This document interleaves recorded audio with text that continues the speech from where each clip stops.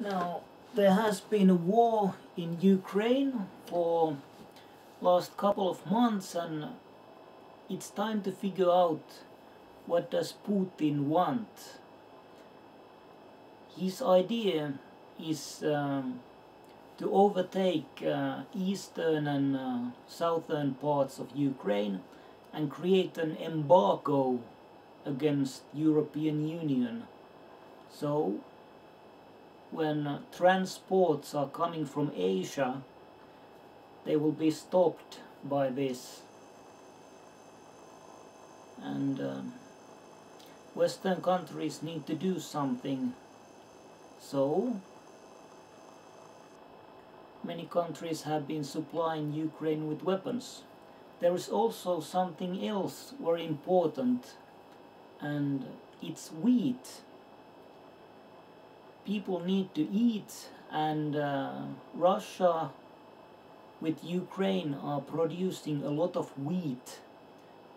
So overtaking land that produces this wheat could lead to global wheat monopoly. So the prices of food would go up, which means that Putin and Russia are needed. So this way Putin would return to the world stage. And Russia is the largest country on the planet, so it obviously produces a lot. So Ukraine and those who supply Ukraine have the idea in war that they gain the peace they like. They do not like embargo against European Union. They do not like this Russian wheat monopoly. And this is why there have been some fires in Russia. Buildings have been set on fire. There are so many that statistically it can't be an accident. Russian opposition and Ukraine are causing some. Also, if you look from the other side, there are also so many that some occurrence has been an accident. For example, there could have been a landslide which destroyed a railway track. However, Russian opposition is activating, and so is opposition in Belarus. So Putin and Lukashenko are looking for martial law to uphold their power. Well, this could lead to civil war. Russia and Soviet Union are experienced in that, so have a good fight if it goes there. Russian military is obviously trying to install ideology, their own news and rubles as a currency in the overtaken land. However, if they only have 100,000 soldiers in this area that is the size of a country, that's less than half of what would normally be police enforcement members. So it would be some kind of traffic guidance, and for this reason Russia will likely shift its plan once again. So the first plan was to overtake Kiev, and we know that war works by the numbers.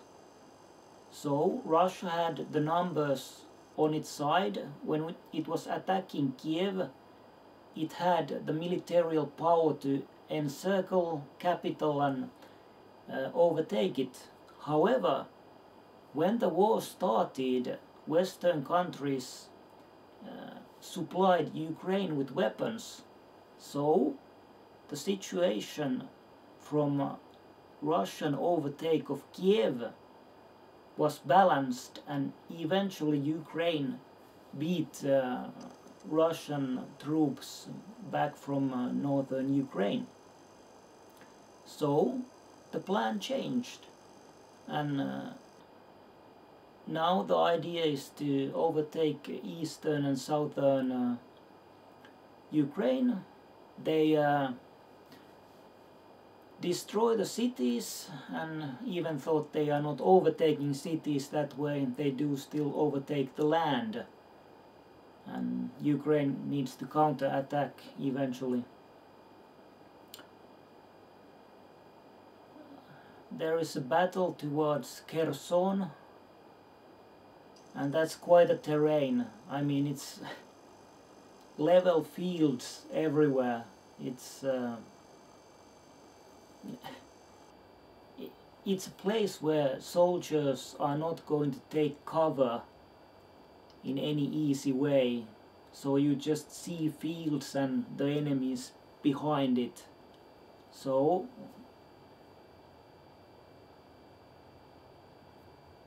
there needs to be many types of fighters, probably tanks that go over the fields. There needs to be some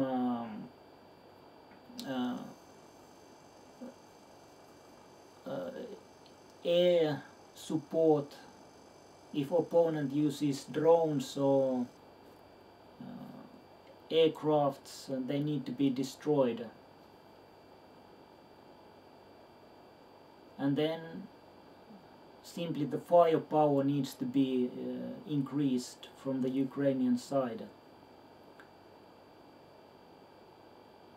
Russia won't be using nuclear weapons. The last one who tried was John Kennedy, 1963. Queen Elizabeth took his life and created a principle that nuclear weapons are never used again. Those who try are not going to be among us for long. So Ukraine needs to increase the effectiveness of weapons. This is supplied. Unite with the powers of Belarus and Russian opposition, and eventually regain the whole land. That's the reason Ukraine is fighting for. They want a peace that regains land of Ukrainians.